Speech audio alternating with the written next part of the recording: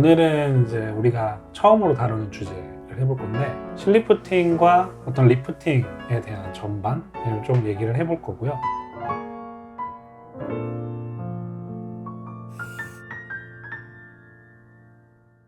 안녕하세요. 안녕하세요. 오아시스의 최준호 원장입니다. 이세아 원장입니다. 김재영 원장입니다. 각자 뭐 실리프팅 선호하시는 실도 있을 거고 적응증도 있을 거고 한데 실리프팅에 대해서 어떻게 생각하시는지 한 번씩 얘기를 좀 먼저 나눠볼까요? 재영 원장님 실리프팅 좋아하시나요? 저는 선호하는 시술 중에 하나고 수많은 환자들이 저마다의 니즈를 갖고 오는데 어쨌든 내가 시술실에 들어와서 걸어 나갈 때 가장 확실한 결과물을 갖고 갈 수 있는 시술이기 때문에 저는 확실히 만족도를 줄 수 있는 측면에서 꽤 선호하는 편이긴 합니다. 세아 원장님은 실리프팅 어떠세요? 저는 사실 그렇게 선호하는 시술은 아니기는 했어요. 그래도 곧잘 하시잖아요, 그죠?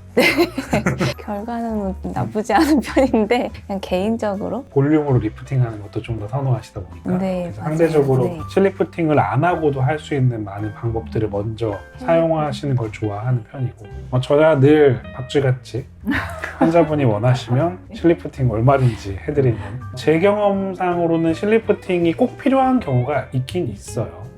사실은 알잖아요. 이제는 리프팅 디바이스로 이거는 어려운데 꾸준히 시술받지 못한 분들은 사실은 실리프팅만큼 또 좋은 솔루션이 없죠. 그래서 꼭 필요한 술기기도 합니다. 가장 유명한 실은 어떤 것들이 생각나세요? 아무래도 베스트셀러인 민트실이 있겠고요. 그 다음에 최근에 나온 두스실, 볼륨을 좀 보완해주는 캐번실, 젠버실 이런 것들 좀 생각해 볼 수 있겠고요. 또 세아 원장님 생각나는 실 있으신가요? 최 원장님 잘 하시는 실루엣 소프트가 또 있죠.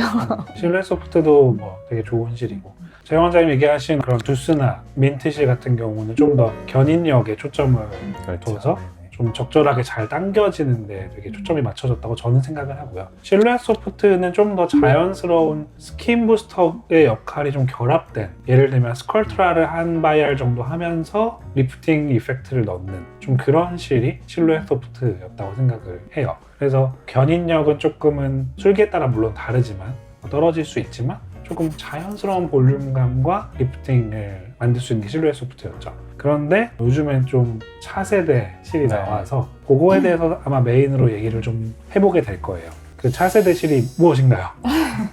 아프스의 나미카 19라는 실이 이제 차세대 실로 나오게 됐죠. 맞아요. 그 딱 제품을 처음 봤을 때 시술 경험은 아니더라도 그 제품에 대해서 어떻게 생각이 드세요? 제가 그 실을 처음부터 잘 추천드리지 않았던 이유가 민트 실이 사실 가장 흔하게 하는 시술인데 조금 뭔가 단단한 느낌이 들고 시술 직후에 표정이 자연스러운 부분이 조금 아쉽다는 느낌이 있었는데 나미카 19라는 실은 실 자체도 약간 플렉서블하고 제품만 만져봤을 때도 시술 직후에 표정이 좀 자연스럽지 않을까 하는 예측이 되는 그런 성상의 제품이었어요. 확실히 세아 원장님 말씀하신 대로 기존에 견인력이 있는 실들은 좀 단단한 막대기 같은 느낌이었다면 이건 좀 채찍처럼 잘 휘어지면서 부드럽게 들어가고 잘 잡아준다는 느낌이 들었습니다.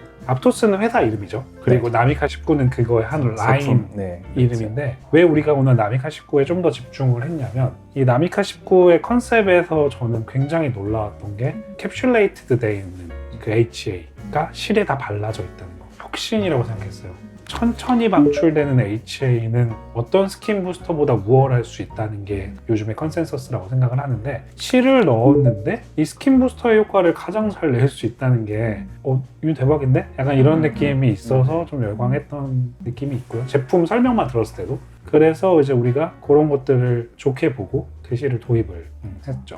그래서 이제 다 시술을 해봤죠. 시술 해봤을 때 경험담들을 또 나눠볼 거예요. 세아 원장님부터 어떤 느낌이 드셨나요? 시술하셨을 때? 가장 좋았던 점은 시술 깊이가 조금 얕아져도 딤플이나 이런 것에 대한 위험이 없이 오히려 고층에 머물렀을 때 훨씬 더 좋은 효과를 낼 수 있다는 게 가장 큰 장점이었던 것 같아요.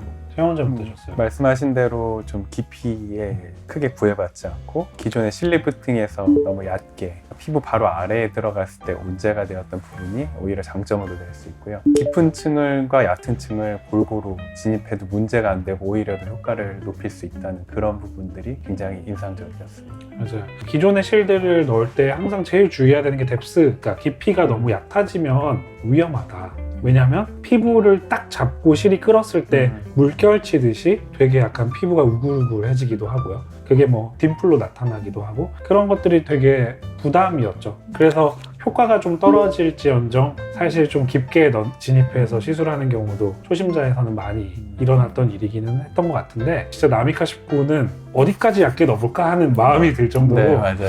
이게 참 얇게 넣어도 너무 자연스럽게 텍스처가 나오는데 아마 그거의 가장 큰 이유는 짧은 실로 당기는 게 아니라 면으로 정리하듯이 실을 왔다 갔다 하면서 하나의 실이 커버하는 어떤 면적이 넓죠. 우리가 나미카 19를 병원에서 시술을 하게 되면 10줄을 무조건 넣어주잖아요. 네. 얼굴 크기에 상관없이. 그 10줄을 다 넣어도 되는 이유는 촘촘하게 넣어도 좋고 얼굴이 좀 크다고 해도 충분히 커버하면서 넣을 수 있다 보니까 10줄을 다 넣게 되는데 그 넣은 느낌들이 어떻게 보면 좀 촘촘하게 실을 넣어주다 보니까 면정리가 되는 느낌이 든다. 시술에 대한 어떤 큰 느낌이었어요. 그러시죠? 맞아요.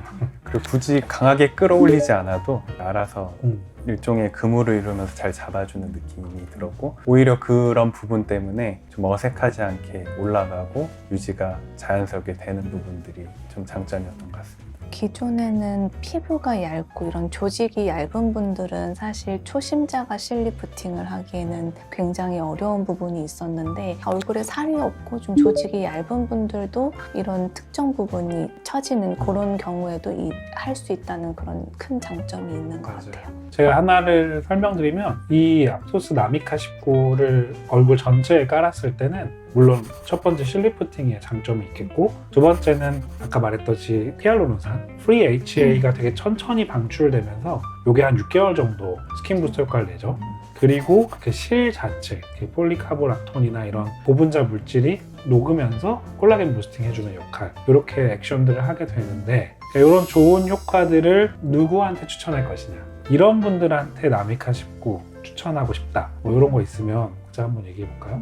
저는 조금 전에도 사실 언급을 했던 부분인데 피부 조직이 얇으면서 보통 소위 심술보라고 부르는 이렇게 좀 처진 부분들이 고민이신 분들이 하시면 너무 좋을 것 같은 피부가 시술이에요. 얇고 심술보가 처진 사람 또 세원님은요? 전체적으로 어떤 피부의 탄력을 잃어버리신 분들 중장년층에 좀 잘 어울리는 것 같습니다. 이게 전체적으로 골고루 잡아주면서 히알루론산이나 여러 고분자 물질들을 방출하기 때문에 그런 분들한테 좀 효과가 있을 것이고 한 번의 시술로 장기적으로 좀 오래 효과를 유지하시고 싶은 분에게도 적합하다고 생각을 해요. 아 이런 분들은 조금 요건 아쉬울 수 있습니다를 반대로 얘기 드리면 이게 아무래도 견인력이 좋아요. 좋은데 드라마틱한 견인력은 아닐 수 있는 게 어떤 케이스냐면 아무래도 지방량이 많은 그러니까 볼륨으로 인한 처짐이 메인인 사람들한테는 그렇게까지 효과적이지 않을 수 있어요. 여기에 살이 두둑해서 처짐이 좀 있다 하는 사람한테는 리프팅적으로 아주 만족스럽진 않을 수 있어요.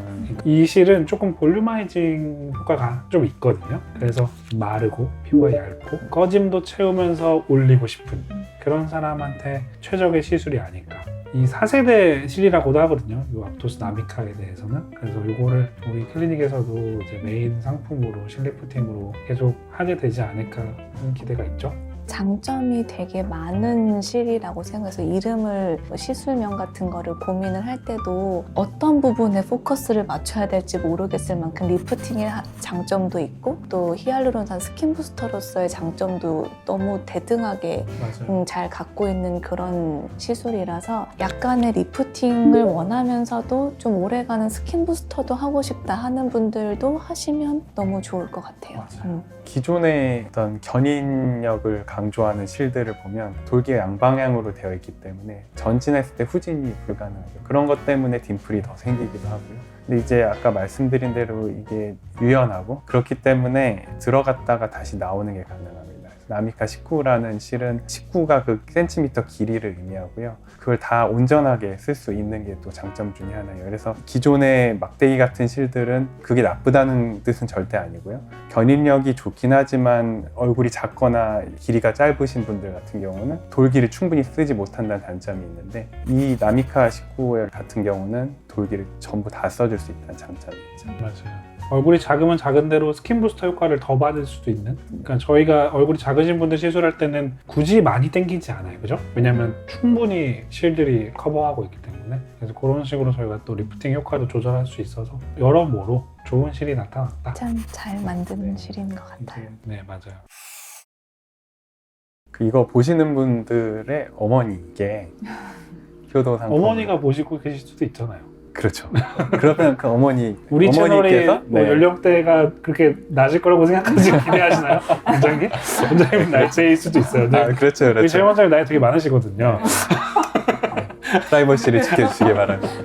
어쨌든 저도 개인적으로 어머니께 처음으로 해드렸고 아직까지 굉장히 만족스럽게 그리고 큰 불편감 없이 잘 일상생활 하고 계십니다. 앞토스 나미카 19에 대해서 더 궁금한 거 있으시면 뭐 언제든지 편하게 댓글로 문의해 주시면 감사하겠습니다. 오늘은 이렇게 해서 우리 클리닉 호아시스에서 소개하는 실리프팅에 대해서 한번 말씀을 드려봤습니다. 감사합니다.